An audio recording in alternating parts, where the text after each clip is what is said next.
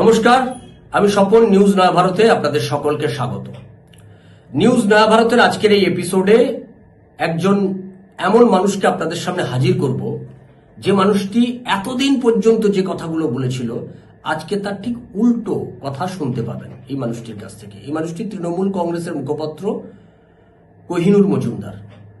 তৃণমূল কংগ্রেসের হয়ে যাকে আমরা দেখেছি তার রাজনৈতিক দায়িত্ব পালন করতে দেখেছি টিভি চ্যানেলগুলোতে বসে, যখন তৃণমূল কংগ্রেসের বিরুদ্ধে গোটা রাজ্যের মানুষের ক্ষোভ উগরে দিচ্ছে, আরজিকর মেডিকেল কলেজ, কামদুনি থেকে শুরু করে সন্দেশখালীর ঘটনা, তার পরপর প্রত্যেকটা ঘটনার পরে যখন মানুষের ক্ষোভ, দুর্নীতি, বিপুল দুর্নীতি তৃণমূল কংগ্রেসের, এই নিয়ে যখন মানুষের মধ্যে চরমতম ক্ষোভ তৈরি হয়েছে, সেই ক্ষোভকে আড়াল করতে, সেই ক্ষোভকে ডিফেন্ড করতে যাদেরকে আমরা টিভি চ্যানেলের পর্দায় বারবার দেখেছি, তার মধ্যে অন্যতম মুখ ছিল কোহিনুর মজুমদার। তৃণমূল কংগ্রেসের আজকের এই পরাজয়ের জন্য কোহিনুর বাবুরা যাদেরকে দায়ী করছেন, যাকে দায়ী করছেন, প্রথম এবং একমাত্র দায়ী হিসেবে যাকে মনে করছেন, যার কারণে দলের আজকের এই বিপর্যয়, সে হচ্ছে অভিষেক ব্যানার্জি।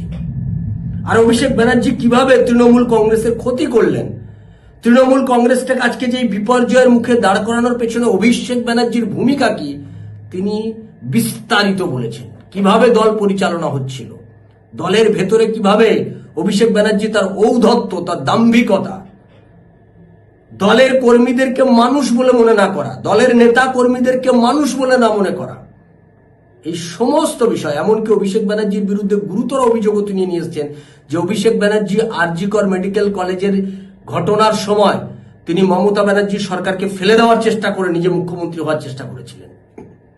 এরকম অসংখ্য গুরুতর অভিযোগ নিয়ে কোহিনুর বাবু আমাদের সাংবাদিক সুজিতের মুখোমুখি হয়েছিলেন। আমরা সেই বিষয় সম্পর্কে বিস্তারিত দেখব যে কোহিনুর মজুমদার তৃণমূল কংগ্রেসের অভ্যন্তরে অভিষেক ব্যানার্জি কি স্বৈরাচারী, কি ভয়ানক একজন স্বৈরাচারী হিসেবে তার সামনে চলে এসেছিল নেতা, কিন্তু কেউ কিছু বলতে পারতো না, কারণ দল ছিল ক্ষমতায়। শাসন ক্ষমতায় থাকলে আপনি যত বড় স্বৈরাচার হন না কেন, যতক্ষণ আপনি শাসক থাকছেন ততক্ষণ অনেকেই মুখ খুলতে চায় না, কারণ তাহলে তার উপর যে দমন পীড়ন নেমে আসবে, সেই দমন পীড়ন সে সহ্য করতে পারবে না। ঠিক এমনটাই হয়েছিল 2011 সালে সিপিআইএম হেরে যাওয়ার পর। সিপিআইএম এর পরাজয়ের কারণ হিসেবে সিপিএম এর নেতারা একের পর এক তোপ দেখেছিল, তারপর তারা বহু অংশ দল ছেড়ে চলে গেছিল। তৃণমূল কংগ্রেস ছেড়ে কোহিনুর বাবুরা দল ছেড়ে অন্য দলে যাবেন কিনা এখনই সেটা বলে দেওয়া যাচ্ছে না, কিন্তু কোহিনুর বাবুরা যে সত্যটাকে উত্থাপিত করলেন, যে কথা আমরা বিগত অনেকগুলো বছর ধরে এইখানে এই নিউজ নয়া ভারত, তার আগে ইভিএম নিউজে আমি বারবার বলে গেছিলাম, আজকে সেই কথাগুলো যে সত্য হলো। দেখুন কোহিনুর বাবু ঠিক কি বললেন, শুনুন, আমরা সকলে শুনি তার সেই দীর্ঘ প্রায় 27 মিনিটের ইন্টারভিউটা শুনুন। রাজনীতিতে হার জিত তো আছেই, কিন্তু যখন হারটা খুব এমনভাবে হয় যে মানুষ অবাক হয়ে যায়, তো আজকের দিনে তৃণমূল কংগ্রেস যেভাবে হেরেছে মানুষ খুবই অবাক। আর তার থেকেও অবাক যারা তৃণমূল কংগ্রেসের ডিজিটাল যোদ্ধা ছিলেন, ডিজিটাল যোদ্ধা নামে পরিচিত ছিলেন, তারাই আজকে তৃণমূল কংগ্রেসের হারের পিছনে যে রহস্য তারা একে একে উন্মোচন করছে। তো আমাদের সাথে এই মুহূর্তে আছেন আমাদের কোহিনুর মজুমদার, ছাত্র যুব নেতার একবারে উজ্জ্বল মুখ, দাপুটে নেতা বলা যেতে পারে। তো দাদা নমস্কার। নমস্কার। নমস্কার। তো আমি জানতে চাইছিলাম যে বর্তমান দিনে আপনি যেভাবে সরব হয়েছেন সোশ্যাল মিডিয়ায়, তো এটা তো ওদের কাছে মোটামুটি আশাপ্রদ ছিল না, আপনি যেভাবে বলছেন। সেটা আমি কি করে জানবো তার আশা কি করেছিল কিনা, হাত দেখতে তো পারি না। আচ্ছা, আশা কি করেছিল কিনা জানি না, কিন্তু এটা ঠিক যে আমি যেটা বলছি সেটা হচ্ছে সব কর্মীদের মনের কথা। আচ্ছা, সব নেতৃত্ব, ব্লক স্তর, ওয়ার্ড স্তর নেতৃত্বের মনের কথা, তাদের মনের কথাই। তারাই দীর্ঘদিন অবহেলিত থেকেছে, তারাই নেত্রীর কাছে কানেকশন করতে পারেনি। নেত্রী কি করে কানেক্ট করবে? কর্মীরা এসে তো নেত্রীকে বলবে যে তলায় এই এই ঘটনা ঘটেছে। এককালে সেটা থ্রু মুকুল দা হতো, তার আগে বক্সি দা হতো, অরূপ দা হতো, থ্রু ববি দা হতো, এখন কি থ্রু অভিষেক ব্যানার্জি, যে নিজের এইদিকে সিঁড়ির তলায় লোককে বসিয়ে রেখে ওদিক দিয়ে ওঠে আবার ওদিক দিয়ে বেরিয়ে যায়। তো স্বাভাবিকভাবে তলার স্তরের লোকেরা কানেকশনই পায়নি, দলের সঙ্গে কানেক্টই করতে পারেনি। এর ফলে নিচে কি হচ্ছে কি হচ্ছে না এইসব নেত্রীর সম্পর্ক কোনো আইডিয়াই ছিল না। আচ্ছা, এই ধরনের আপনি যে সমস্ত অভিযোগ করছেন এগুলো তো দলের নেত্রী জানতেন? জানলে তো পদক্ষেপ নিতেন, জানলে তো সম্পূর্ণটা অভিষেক বন্দ্যোপাধ্যায়ের উপর ছেড়ে দিতেন না। 2021-এও যখন তিনি প্রার্থী তালিকা ঘোষণা করছেন, তার দলে তার সৈনিকরা তার সঙ্গে বসে আছে। 2016-তেও তাই, 2021-এও তাই, সব নির্বাচন। কিন্তু এখন তো দেখলাম শুধু অভিষেক বন্দ্যোপাধ্যায় আর নেত্রী, আর কেউ নেই। তো নেত্রী তো এখন ওয়ান লাইনার হয়ে গেছে, one line, single window. Abhishek Banerjee যে ওই ঘরে ঠিকঠাক পুজো দিতে পারবে না, ঠিকঠাক দক্ষিণা দিতে পারবে না, সে নেত্রীর কাজ অব্দি পৌঁছতে পারবে না। তো সে যদি নেত্রীর কাজ অব্দি পৌঁছতে নাই পারে, আমি কোন ছাড়, দলের বড় বড় নেতারা নেত্রী বলতে অভিষেক দেখছে বলে কাটিয়ে দিত। সে ক্যামাক স্ট্রিটের খবর আসছে, তাই জন্যই তাই হয়েছে, নেত্রী অব্দি পৌঁছয়নি ব্যাপারটা। আপনারা কি কোনোদিন চেষ্টা করেছিলেন যে 100% আমাদের নেত্রী অব্দি রিচ কোথায়? আমরা যতটা বলার বলেছিলাম, কর্ণপাত করেনি নেত্রী। আরে ভাই, আপনি আমার কথা কেন বলছেন? আপনি আমার চেয়ে অনেক বড় উচ্চস্তরের নেতাদের ক্যামেরা বন্ধ করে জিজ্ঞেস করুন যে তারা কি বলেছিল। আপনার মনে হয় যে এতগুলো জেলা আছে, সব জেলা শুধু অভিষেক বন্দ্যোপাধ্যায়ের অফিসের যারা কেরানি তারাই দেখবে? দলের যারা নেতা, যারা মন্ত্রী, যারা রাজ্য স্তরের নেতা, তারা কেউ দেখবে না? তারা কেউ জানে না? তাদের কাছে কোনো তথ্য নেই? তো শুভেন্দুর আমলেও হয়েছে। শুভেন্দু অধিকারী যখন 2019-এর পর দল বিপর্যস্ত অবস্থা হয়েছিল 19-এর লোকসভা নির্বাচনে, তখন তো এই শুভেন্দু অধিকারী পাড়ায় পাড়ায় গিয়ে, জেলায় জেলায় গিয়ে পার্টি অফিস খুলছিল। আজকে তো বিজেপির নেতারা তৃণমূলের পার্টি অফিস খুলছে, থেকে লজ্জার কি হতে পারে? কিন্তু এই হঠাৎ করে এসে তারপর আইপ্যাক বললো যে না, অবজারভার তুলে দাও, তাহলে কি থাকবে? শুধু অভিষেক দেখবে। তাই জন্য ধর এই অবস্থা আছে। আচ্ছা, আপনার অবজারভেশনে আপনি কিভাবে মনে করেন যে আইপ্যাক এবং অভিষেক বন্দ্যোপাধ্যায় এই দুজন মিলেই দলটাকে শেষ করেছে? আপনি এটা যদি ব্যাখ্যা করেন আমাদের দর্শক। আমি একদম পরিষ্কার বলে দিচ্ছি, এককালে দলের মধ্যে একটা দলের তো ক্যারেক্টার থাকে, প্রত্যেক দলের। তৃণমূলের ক্যারেক্টার ছিল ঘাস ফুলের ক্যারেক্টার, তৃণমূল স্তরের ক্যারেক্টার। ওই তৃণমূল স্তরের ক্যারেক্টারে আপনি কি হতো, ধরুন সিপিএম এর আমলে মার খেয়েছেন, সব লরি করে চলে যেত মমতাদের বাড়ি, হ্যাঁ, মানিকদা, অরুণদা, তারপর ধরুন অনুপ চ্যাটার্জি, এরা থাকতো। রাহুল তো আচ্ছা ঠিক আছে, দিদিমণি এসে বলতে আমি দিচ্ছি, আচ্ছা তোকে একটু মুড়ি চানাচুর খাই যেত। দিস ওয়াজ দি তৃণমূল কংগ্রেস। আর এখন আপনি মার খান, ধর খান, যা খান, আপনি নিচে বসে আছেন। উপরওয়ালা যতক্ষণ না আপনাকে ডাকবে, উপরওয়ালার পিএ যতক্ষণ না আপনাকে ডাকবে, আপনি সকাল থেকে বিকেল থেকে রাত গড়িয়ে বাড়ি চলে আসেন। আগে কি হতো, আপনি নেত্রী বাড়ির সামনে হতে দিয়ে দাঁড়িয়ে আছেন, নেত্রী নামলো, দেখলো, আরে কি হচ্ছে রে তোর, দিদি আমার এই ওটা কেন হচ্ছে দেখছি। অভিষেকের আপনি হলদিরামের বিল্ডিংটা দেখেন, হলদিরামের দিকে যদি তাকিয়ে আপনি থাকেন, তাহলে বাম দিকটা হচ্ছে সাধারণ মানুষের ওঠার দিক, আর ডান দিকটা দিয়ে অভিষেক ব্যানার্জি ওঠে। মানে ও ওঠে, মানুষের সঙ্গে দেখা হয় না, ওর নামে মানুষের সঙ্গে দেখা হয় না। একটা দলের কর্মী নেত্রীর কাছে জানাবে, কার কাছে জানাবে? নেত্রীকে তো মুখ্যমন্ত্রীকে কি পাওয়া সম্ভব? তো দলের কোন নেতার কাছে জানাবে? দলের পরের নেতাদের কাছে যাবে, সেকেন্ড স্টেজ। বক্সিদার জয়প্রকাশ মজুমদার জয়দাকে নিয়ে বসে থাকে ভবনে, ওকে যায়, জয়দা একটা করে ডায়েরি লেখে চলে আসে, ডায়েরির মতো থাকে, ডাল নেই তরবাল নেই, নিধিরাম সর্দার। তো স্বাভাবিকভাবেই দলটার সঙ্গে তলার কানেকশন চলে গেছে, আর দলটার প্রতি কমিটমেন্ট চলে গেছে মানুষের। এর ফলে কি অহংকার, এই যে অহংকার মানুষ পছন্দ করে না। বুদ্ধদেব ভট্টাচার্যকে পছন্দ করেনি। বুদ্ধদেব ভট্টাচার্য যখন বলেছে না, উঠতে বললে উঠবে, বসতে বললে বসবে, তারপরে সিপিএমটা উঠে গেছে। এরও ক্ষেত্রে তাই, দল থেকে তাড়িয়ে দেবো, সাইড করে দেবো। উল্টো দিকে আপনি বিজেপিকে দেখুন, শ্রমিক ভট্টাচার্য প্রায় পলিটিক্যাল কবরে চলে যাওয়া রাহুল সিনহাকে তুলে এনে নেতা। 1 বছর আগে অব্দি দিলীপ ঘোষ তৃণমূলে যাবে কি যাবে না এই নিয়ে স্পেকুলেশনে আপনারা খবর করছিলেন। দিলীপ ঘোষকে দেখলে বিজেপির এক সাইডের কর্মীরা মারছিল, তাড়া করছিল, গো ব্যাক বলছিল। সে দিলীপ ঘোষ আজকে মন্ত্রিসভার সদস্য একসাথে। এটা শ্রমিক ভট্টাচার্য করতে পেরেছে, অভিষেক ব্যানার্জি এটাকে উল্টোটা করেছে, ও যোগ করেছে, বিয়োগ করেছে, তার জন্য রেজাল্ট আজকে এই হয়েছে। আচ্ছা, আপনি একটা ইন্টারভিউতে আপনি অভিযোগ করেছেন যারা জেতেন, যারা পুরানো কর্মী, যারা বিধায়ক, তাদের পর্যন্ত মোবাইল, পার্স, হ্যাঁ, ঘড়ি, বেল্ট, পেন রাখা হতো নিচে রেখে তো দেওয়া। আমার বক্তব্য এটা, যারা সেনাপতি, আপনারা যারা সেনাপতি ছিলেন, মানে সোশ্যাল মিডিয়া এইভাবেই আপনাদের পরিচয় দেওয়া হতো, সেনাপতি, আর উনি হচ্ছেন আপনারা সেনা, আর উনি হচ্ছেন সেনাপতি। তো সেনার প্রতি ওনার তাহলে বিন্দুমাত্র ভরসা ছিল না? আমি জানি না কিছু। এই যে আজকে লোকে গিয়ে ওর বাড়ির সামনে করছে, এটা খুব নোংরা করছে।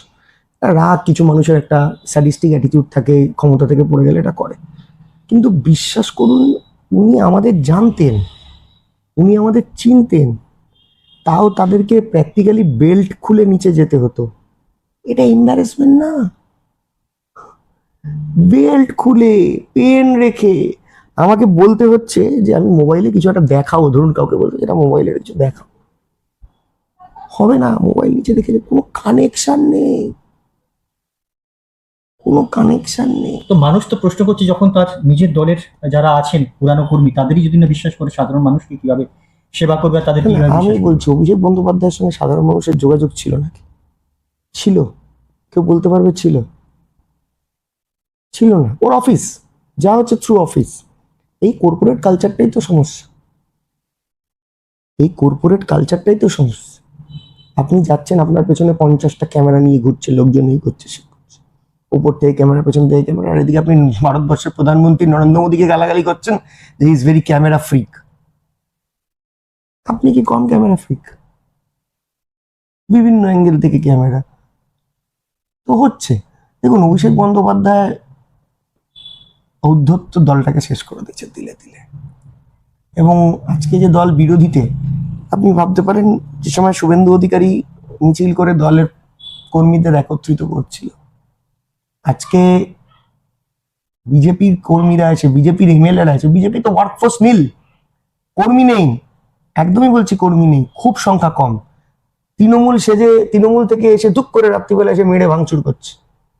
কিছু লোকের উপর ক্ষোভ আছে, অত্যাচার করেছে, উৎপাত করেছে, আজকে মার খাচ্ছে। আমার দেখুন, আমার বাড়িতে, আপনি আমার বাড়িতেই বসে আছেন, আমার বাড়িতে একটা পর্যন্ত আঘাত হয়নি। তো এই সময় দাঁড়িয়ে তো অভিষেক বন্দ্যোপাধ্যায় হাজরা মোড়ে রাস্তায় বসে পড়তেন যে যতক্ষণ না পার্টি অফিস রিভাইভ হচ্ছে আমি উঠবো না, বাড়ি যাবো না। ও তো বেরোচ্ছেই না বাড়ি থেকে।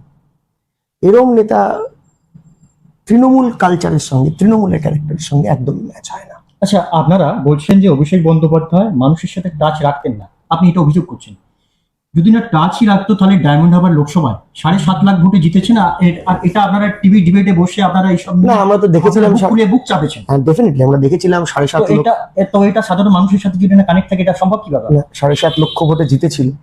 তো সাধারণ মানুষের সঙ্গে এত ভালো কানেকশন যে 7.5 লক্ষ ভোটে জেতা বিধায়ক তার লোকসভা 7টা বিধানসভা বাঁচাতে পারলো না, হেরে গেল, হেরে গেল। সমাজশ্রী বেতাল হেরে গেল, তার তো বিধানসভায় দক্ষিণ 24 পরগনায় সে এক দুর্ভেদ্য ঘাঁটি, হেরে গেল। তো আপনি বিশ্বাস করবেন না। তাহলে কি 7 লাখ ভোটে জেতাটাকে আপনি কোন রকম কিছু প্রশ্নচিহ্ন তো আজকে নিশ্চয়ই আসছে যে এত লোক প্রশ্ন করেছিল, আজকে তো একটা লোক প্রশ্ন করেন যে টেপ্ট হয়েছে, এই হয়েছে। দেখুন, আমি আপনাকে বলছি, লোকসভা নির্বাচন পর্যন্ত মানুষ মমতা বন্দ্যোপাধ্যায়ের উপর বিশ্বাস করেছিল। 7.5 লাখ না হলেও অভিষেক বন্দ্যোপাধ্যায় তো নির্বাচনে হারতেন না, 2 লাখ 3 লাখ 4 লাখ হলেও জিততেন, এটা জিততেন, নো ডাউট। কারণ কি, মমতা বন্দ্যোপাধ্যায়ের উপর বিশ্বাস হয়েছিল, মানুষের ছিল। কিন্তু মমতা বন্দ্যোপাধ্যায় এরকম জায়গাটা ব্লাইন্ড হয়ে গেলেন, স্পেশালি 24-এর পর, যে আর অদ্ভুত ভাবে ব্লাইন্ড হলো। আমি আপনাকে বলছি, মমতা বন্দ্যোপাধ্যায় রিয়েলাইজ করেছিলেন যে তার সরকারের আর্যিকর মুভমেন্টের সময় অভিষেক ফেলে দিতে চাইছে। আপনি বিস্ফোরক অভিযোগ করেছেন, এর আগেও করেছেন, আবার আজকেও করছেন। আমি আবার বলছি, তো চ্যালেঞ্জ নিয়ে বলছি, চ্যালেঞ্জ নিয়ে বলছি। আপনি খুঁজে বার করুন আর্কাইভ, যে অভিষেক বন্দ্যোপাধ্যায় আর্যিকর মুভমেন্টের সময় এক লাইন কথা বলেছেন সরকারের পক্ষে বিপক্ষে, যে না এটা ঠিক হয়নি, এটা ঠিক হয়েছে, এটা হওয়া উচিত ছিল, ডাক্তাররা এরকম মুভমেন্ট করছে। ওনার লাভটা কি? সরকারটা ফেলে দেওয়া হতো, লাভটা কি হতো? মুখ্যমন্ত্রী হবেন, এই ইমপ্রেশনটা তৈরি করে দেখুন, ফলো করে দেখুন। ওখানে কোনো বিজেপিকে মুভমেন্ট করতে দেওয়া হয়, অপোজিশন পার্টি মুভমেন্ট নেই। কারা মুভমেন্ট করছে? যাদের কোনো পরিষদীয় পাওয়ার নেই, পার্লামেন্টারি পাওয়ার নেই, পার্লামেন্টারি নাম্বার নেই, নন পলিটিক্যাল মুভমেন্ট। তখনই নন পলিটিক্যাল মুভমেন্ট হতো, যেটা মমতা ব্যানার্জি আর সামলাতে পারছেন, এবার অভিষেককে দায়িত্ব দেয়। এবং ও কি বলাইনি লোকজনকে দিয়ে, নিজের চামচাদের দিয়ে বলাইনি? আমি নাম বলছি না তাদের মধ্যে, আমি নাম বলছি না, আমি ওকে পার্সোনালি ডিফেম করবো না, এটা আমি প্রিন্সিপালি কারেক্ট। আর এমন অনেক চামচা এখন দল ছাড়তে চাইছে, সেই বলেছিল একে বাদ দিয়ে আগামী দিকে ভাবুক। তো আমি তাদের দিয়ে বলাইনি, আমরা তো প্রতিবাদ করেছিলাম। কোথায় ছিল? জাপান না ঘুরতে গেছিল, কোথায় দুবাই না জাপান চলে গেছিল। কর্মীরা কি এম্বারাসমেন্ট হতো বলুন তো, রাস্তাঘাটে কর্মীরা কি সব ভাবে কথা শুনতো। একটা মেডিকেল ফেসিলিটি ড্রপড হয়ে গেছিল এই শান্তনু সেনকে দিয়ে। সাসপেন্ড করলো দল শান্তনু সেনকে। কেন সাসপেন্ড করলো? এমনি ইচ্ছা, শান্তনু সেন বাজে দেখতে? তার মানে দলের কাছে কারণ ছিল। এই শান্তনু সেন কার লোক, কোত্থেকে এসেছিল, কার সমর্থন ছিল, সবাই জানে। দল সাসপেন্ড করেছে শান্তনু সেনকে, সেই সাসপেন্ডেড লিডারকে নিয়ে গিয়ে সেবাশ্রয় করাচ্ছে। বোঝেনি 2+2=4 তৃণমূল কংগ্রেসের ওয়ার্কাররা বোঝে না, কিন্তু ওই মমতা বন্দ্যোপাধ্যায় প্রতি অন্ধ আমরা, আর মমতা বন্দ্যোপাধ্যায় ভাইপোর প্রতি অন্ধ। আচ্ছা, আপনি যে অভিযোগ করছেন যে আরজি করের সময় অভিষেক বন্দ্যোপাধ্যায় মমতা ব্যানার্জির দল ফেলে দিতে চেয়েছিল, তো সেই অভিযোগের সূত্র ধরে তো এটা তো এখনো তো দাঁড়াবে যে অভিষেক বন্দ্যোপাধ্যায় ইচ্ছাকৃত এগুলো করেছে দলকে হারানোর জন্য। না না, ও যখন দেখলো লোকসভা নির্বাচনটাও জিতে গেছে, ও তখন ভেবে নিল যে অপ্রতিরোধ্য, মানুষকে টেকেন ফর গ্রান্টেড ভেবে নিল। হ্যাঁ, প্রার্থী চেঞ্জ। আমি তাই না, কবি কবি আপন কো লাগতা আপনি ভগবান হ্যাঁ, this is the impression he had. প্রার্থী চেঞ্জ, জেতা বিধানসভা গুলো হারিয়েছে, জেতা বিধানসভাগুলো, এবং প্রার্থী কাদের দিয়েছে আপনার মনে হয়? আমি কারোর নাম নিচ্ছি না, থাক, যে তারা বিশাল পপুলার, জিততে পারেনি তো, হেরে গেছে। 5 বছর মানুষকে সার্ভ করার পর তারা হেরে গেছে। তো হয়েছে টেকেন ফর গ্রান্টেড। দিদিমণি আজকে আমাকে, আমি দেখলাম চন্দ্রিমাদি আমাকে দল থেকে সাসপেন্ড করেছে 6 বছরের জন্য। 6 বছর পর যদি আমি দলে ফিরতে চাই, নেওয়ার লোক থাকবে কিনা ডাউটফুল। হ্যাঁ, কয়েকদিন আগে আপনাকে শোকজ করেছিল, আজকে সম্ভবত শোকজ সাসপেন্ড করে দিয়েছে আমাকে 6 বছরের জন্য। আমি তো এটা অবাক হলাম, 6 বছরের জন্য সাসপেন্ড করে কি লাভ? 6 বছর পর কি আর তৃণমূল বলে কিছু থাকবে? না, আপনি আশঙ্কা প্রকাশ করছেন নাকি? আমি শিওর অভিষেক থাকলে তৃণমূল থাকবে। অভিষেককে বাদ দিয়ে, দিদিমণি অভিষেককে বাদ দিয়ে কালকে বলুক জ্যোতি চলে যা, দুবাই চলে যা, আমি লড়বো। 0 থেকে শুরু করতে পারবে মমতা ব্যানার্জি। যা অত্যাচার অভিষেক ব্যানার্জি করেছে মানুষের উপর, পুলিশ দিয়ে, প্রশাসন দিয়ে, প্যারালাল গভর্নমেন্ট চালিয়ে, তৃণমূল কংগ্রেসের লিডারশিপের উপর যে থ্রেট করেছে, যদি বলে যে মমতা ব্যানার্জি শপথ নেয় যে অভিষেক ব্যানার্জি আর কোনোদিন তৃণমূল কংগ্রেস করবে না, তাহলে সব পুরনো তৃণমূল কংগ্রেস কর্মীরা চলে যাবে। আপনার এই কথাগুলো না মানুষকে খুব অবাক করছে, জানেন তো। আপনারা যার হয়ে গলা ফাটাতেন, যার হয়ে আপনারা ডিজিটাল যোদ্ধা হয়ে মাঠে ময়দানে নামতেন, আপনাদের একাধিক মানে অসংখ্য সময় ফেসবুকে স্ক্রোল করলে তো আপনাদের নামে কটূক্তি ছড়াছড়ি মানে একদম অহরহ লেগে থাকতো। তখন আপনাদের খারাপ লাগতো না যে না ভাই, তৃণমূলটা করতে হবে তো, তৃণমূলটা করতে গেলে তোমাকে ওকে পুজো করতে হবে তো। আমি তো বলছি, আমি তো হোয়াটসঅ্যাপ দেখাতে পারি। এই যে আপনার মনে হয় যে ভিডিওগুলো তৃণমূল কংগ্রেসের ডিজিটাল যোদ্ধা, আমি তো খুব বিশাল ডিজিটাল যোদ্ধা ছিলাম না, পারতাম না, I was not very tech savvy, হতো না আমার দ্বারা। তো যাই ডিজিটাল যোদ্ধারা ছাড়তেন বলতেন, আপনার কি মনে হতো না যে সেগুলো ইজ নট অর্গ্যানিক? পেছন থেকে কেউ পাঠাচ্ছে, সেগুলো শেয়ার করানো হচ্ছে। হয়েছে তো, আমি বলছি তো, অভিষেক বন্দ্যোপাধ্যায়ের বিরুদ্ধে বললে এখানে প্রচুর তৃণমূল কংগ্রেস কর্মীরা আছে, যে শেক্সপিয়ার থানায় অ্যারেস্ট করিয়ে দেওয়া হতো। মানে এসডিপিও ছিল, যে পরবর্তীকালে সুপারসিড করে পূর্ব মেদিনীপুরের এসপি হয়ে চালালো কিছুদিন, মিতুন দে বলে। সে কি অত্যাচার করতে, একটা এমএলএ কে, সিটিং এমএলএ কে 8 ঘন্টা বসিয়ে দেয়, কে নেবে এই হ্যাটা? আর আমি সত্যি কথা বলতে, আমি অরূপ বিশ্বাস আমার দলের বিধায়ক, তাকে আমি পছন্দ করতাম, আজও করি। সেও অসহায়, দলটাকে টিকিট দিয়েছে, তাই টুকু লড়েছি, টালিগঞ্জ টুকু লড়েছি। সেও অসহায়, ববি দাস সেও অসহায়, ব্রাত্য বসু সেও অসহায়, সবাই। মদন মিত্র বলছে আইপ্যাক টাকা চাইছে, আইপ্যাক টাকা চাইছে। একটা অ্যাড্রেস করেছে কেউ যে আইপ্যাক টাকা চাইছে? কে আইপ্যাকের এগেইনস্ট ইনভেস্টিগেশন কর। একটা বিধায়ক অন ক্যামেরা বলছে, তার কোনো মান সম্মান নেই। একটা কথা বলতে গেল কল্যাণ ব্যানার্জি, কি বললো? অভিষেকের ছেলেরা রাস্তায় নেমে বললো মাতালকে জানতে হবে, আগামীকে মানতে হবে। কল্যাণ ব্যানার্জি কুশপুত্তলিকা পোড়াতে বললো, অর্গানাইজ হয়ে। আমি করিনি, আমি করিনি বলে আমার 1 ম্যান 1 পোস্ট করতে হবে। আমার রাজ্য সভাপতি ছাত্র পরিষদের বললো, আমি করলাম। তো বললাম এটা কেন করছে? আমি ডিলিট করলাম, আমার উপর রাগ। দেখুন, এটা বুঝেই গেছে লোকজন যে একটা প্যারালাল শাসন চলছে। আপনি আমার মুখ দিয়ে বলাচ্ছেন কারণ কি ক্যামেরায় চলে 2-4টে ভিউ বাড়বে। আপনিও খুব ভালো করে জানেন যে হোয়াট ইজ হোয়াট। মানুষ জানতে চাইছে আপনি এত অভিযোগ এই কারণেই করছেন, তৃণমূলে ভরাডুবি হাট হয়েছে, আর আপনি হয়তো পদ্ম শিবিরে যেতে চাইছেন, সে কারণে আপনি এই ধরনের বিস্ফোরক অভিযোগ করছেন। আচ্ছা, আমি তো বলতে চাই পদ্মকে আমি মঙ্গল গ্রহে যেতে চাই। যদি অভিষেক বন্দ্যোপাধ্যায়ের বিরুদ্ধে আমাকে যেতে হয় 2 বছর, আমি আপনাকে দেখাতে পারি ফোনে। আমি অভিষেক বন্দ্যোপাধ্যায়কে টেক্সট করেছি। কি টেক্সট করেছি? আমাকে ইয়ে দাও, আমাকে টিকিট দাও, আমাকে পয়সা দাও, আমাকে কন্ট্রাক্টারি দাও। কি টেক্সট করেছি আমি দেখাচ্ছি। এই দেখুন, আমি আপনাকে টেক্সট দেখাচ্ছি। কাজ করার সুযোগ দিও, কাজ করার সুযোগ দিও, কাজ করার সুযোগ দিও। দল টিভিতে কোথাও পাঠাচ্ছে না, তুমি একটু সুযোগ দিও। কাজ করা, এই যে খুব কৃতজ্ঞ হবে যদি সুযোগ দাও, তাহলে কাজ করার সুযোগ দাও, খুব কৃতজ্ঞ। মানে আপনি তো এইভাবে যেভাবে মেসেজ করেছেন, আপনি কোনো মন্দিরে গিয়ে প্রার্থনা করলে তো বোধহয়। হয়তো এই দেখুন, আমাকে লাস্ট রিপ্লাই করেছে কবে, 2025 সালে। আপনার তো সিনও করেনি, আপনি এত বড় না, সিন ওর এটা এ থাকে, নন রিসিভ থাকে, আচ্ছা এ করেনি, রিপ্লাই করে, আগেও রিপ্লাই করেছে, এরকম অসুবিধা নেই। আচ্ছা। কিন্তু 2025 সাল থেকে আমি খারাপ হয়ে গেলাম, 25 সালের শুরু থেকে 24-এর শেষের দিকে। বিরুদ্ধে কিছু বলে ফেলেছিলেন। ওই মনোজিৎ মিশ্র বলেছিলাম, রাজ্য সভাপতি তিনাঙ্কুর ভট্টা যেটা ঠিক হচ্ছে না বলেছিলাম, খারাপ হয়ে গেছিলাম। আরে ভাই, আমি বলেছিলাম কাজ করার সুযোগ দাও। আমি কি খুব খারাপ বক্তা? যে খুব খারাপ বক্তা হলে তো লোকে এত দেখতো না, আপনারা আসতেন না। আমি কি খুব খারাপ সংগঠক? আমার বিরুদ্ধে একটা এফআইআর আছে, এফআইআর একটা এফআইআর, মারপিট, দাঙ্গা, ঝামেলা, শ্লীলতাহানি, একটা এফআইআর আছে কোনো থানায়? বার করে দেখাচ্ছে 20 বছরে। আচ্ছা, আপনি বলছেন যে অভিষেক বন্দ্যোপাধ্যায়ের বিরুদ্ধে যাওয়ার জন্য আমি যেখানে যেতে হয় যাব, তাতে মঙ্গলে যেতে হলেও যাব। তার মানে আপনি আর অভিষেক বন্দ্যোপাধ্যায় এখন 1:1 হয়ে গেছেন। তো এক্ষেত্রে আপনাকে 6 বছরের জন্য সাসপেন্ডও করেছে। তো আপনার কাছে এখন পথ খোলা, আপনি যে কোনো জায়গায় চাইলে যেতে পারেন। সেক্ষেত্রে কি পদ্ম শিবিরের জল্পনা বা কোনো জল্পনার কাজ নেই। আমি তো বললাম, অভিষেক বন্দ্যোপাধ্যায় বিরুদ্ধে লড়াই করতে গেলে আমাকে যদি মঙ্গল গ্রহ চাঁদে যেতে হয়, আমি তাই যাব। আমি এই জায়গাটা খুব ডিটারমাইন্ড। আচ্ছা, আমরা একটা কথা বলি। মমতা বন্দ্যোপাধ্যায়ের উত্তরসূরি হিসেবে অভিষেক বন্দ্যোপাধ্যায় ছাড়া আর কেউ নেই, এটা ধ্রুব সত্য। কেন?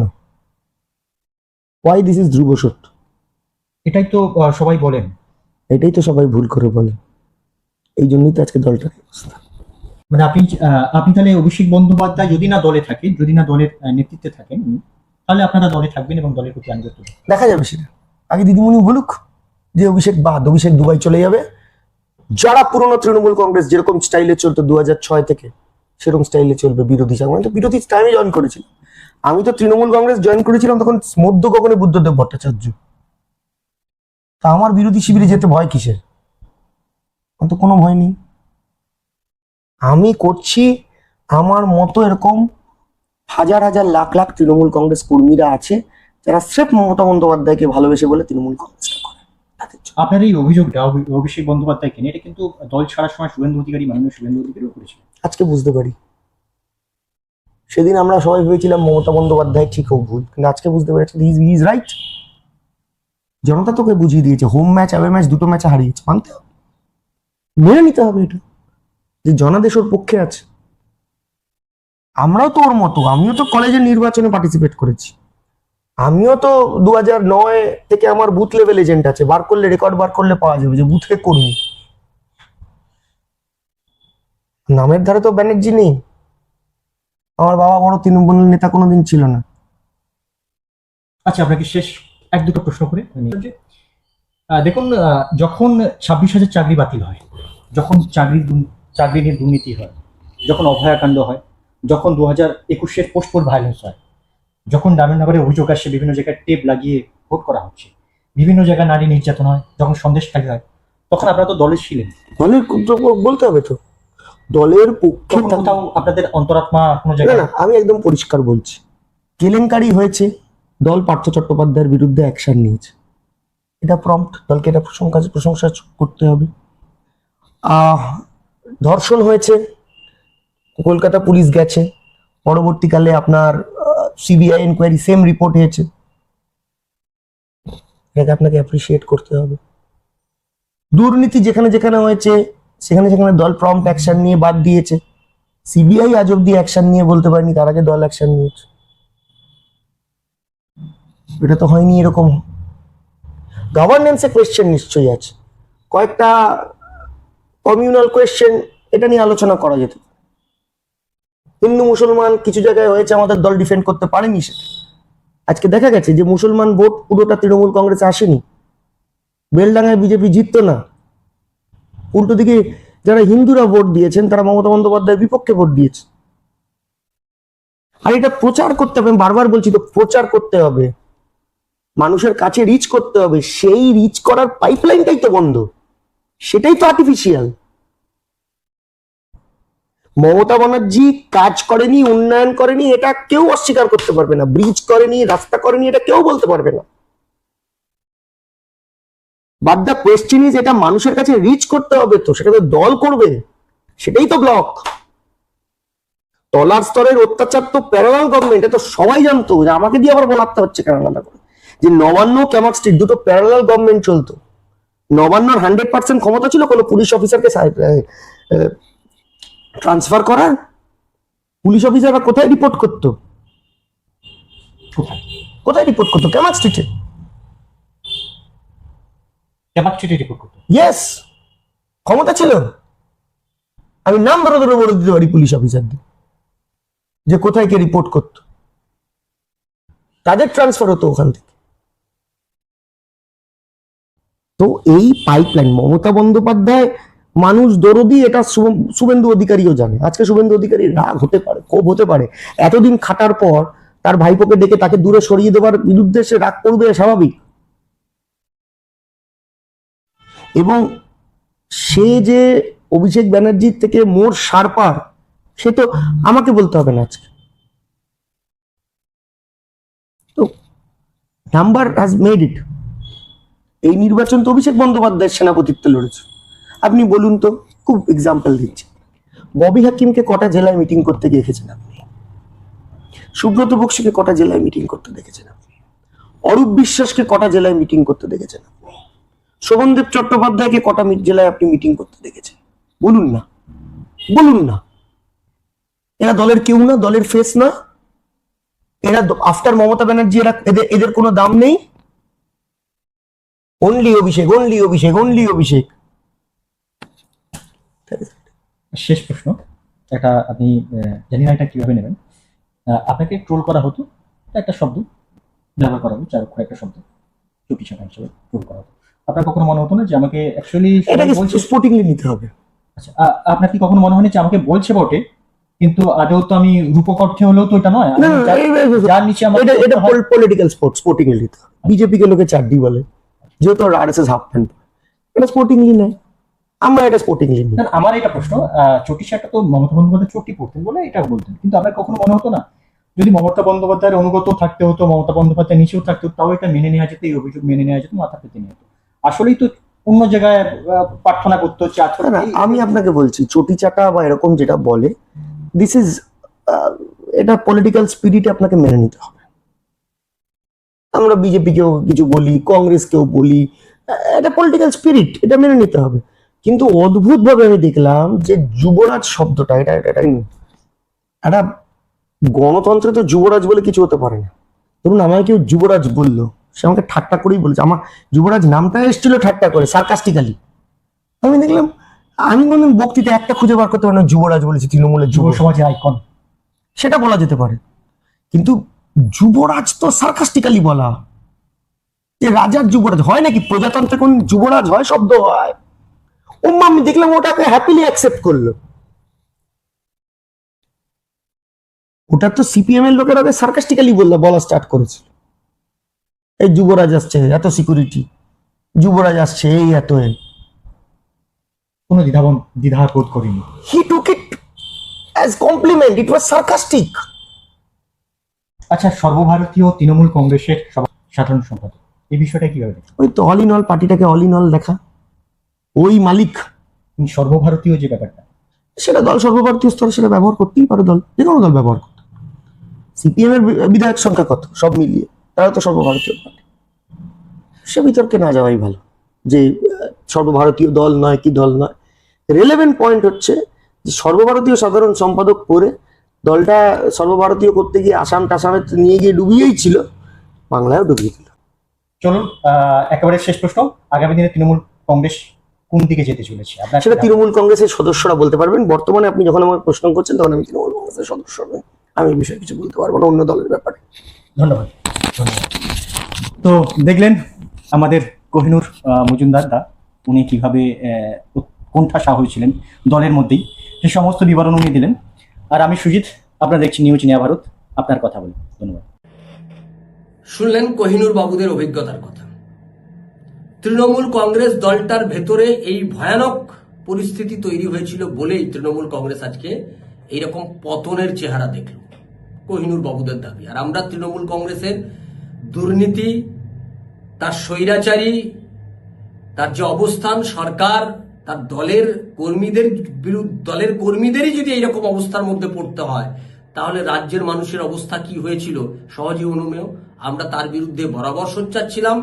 আগামী দিনে নতুন যে সরকার তৈরি হয়েছে, সেই নতুন সরকার এইগুলো থেকে শিক্ষা নিয়ে তারা নতুন করে সরকার চালাবে। জনগণ যে রায় দিয়েছে, জনগণ যে বিপুল আশা নিয়ে পশ্চিমবাংলায় নতুন সরকারকে, ডাবল ইঞ্জিনের সরকারকে প্রতিষ্ঠিত করেছে, সেই আশা আগামী দিনে যে নতুন সরকার প্রতিষ্ঠিত হলো, সেই সরকার এই আশা পূরণ করবে। আর তৃণমূল কংগ্রেসের এই যে স্বৈরাচারী তার যে কার্যকলাপ, সেখান থেকে তারা শিক্ষা নিয়ে যাতে তার পুনরাবৃত্তি না হয়, যাহা বামেরা করিয়াছিল সেটাকেই তৃণমূল কংগ্রেস এগিয়ে নিয়ে গেছে। ফলে সেখান থেকে এখানে যেন এটা ফুল স্টপ হয়ে যায়। সরকার পরিচালনার পদ্ধতিতে যেন কোনোভাবেই তৃণমূল কিংবা সিপিএম এর ছাপ না পড়ে, এটা বাংলার মানুষের প্রত্যাশা। সেই প্রত্যাশা কতটা পূরণ হবে সেটা আমরা আগামী দিনে দেখব, তার দিকে আমাদের নজর থাকবে। আমি আমার চ্যানেলের সমস্ত দর্শকদেরকে বলবো, আপনারা আমাদের চ্যানেলটা শেয়ার করবেন, সাবস্ক্রাইব করবেন, লাইক দেবেন, কমেন্ট বক্সে আপনি আপনার গুরুত্বপূর্ণ মতামত দেবেন। আর অবশ্যই সকলকে বলবেন চ্যানেলটি সাবস্ক্রাইব করতে, চ্যানেলটি দেখতে। ভালো থাকবেন, সঙ্গে থাকুন নিউজ নয়া ভারতে। নিউজ নয়া ভারত আপনার কথা বলে।